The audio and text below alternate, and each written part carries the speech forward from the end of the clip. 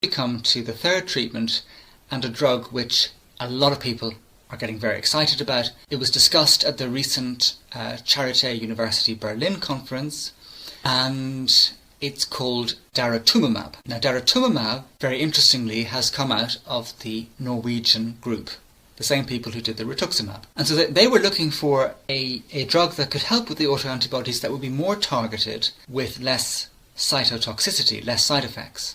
And daratumumab may well fit that bill.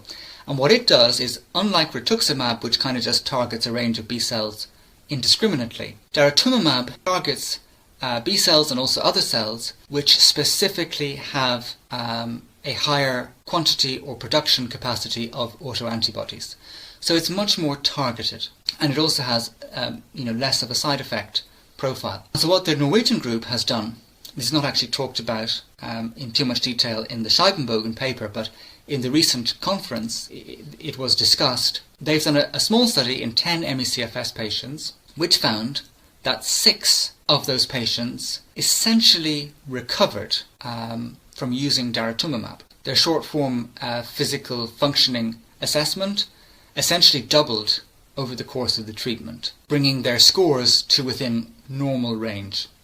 And these people, they went from being able to do 3,000 steps a day to 10,000 steps a day with no post-exertional malaise. And this happened after at least 4 injections of daratumumab, but in some patients there was an additional 3 injections.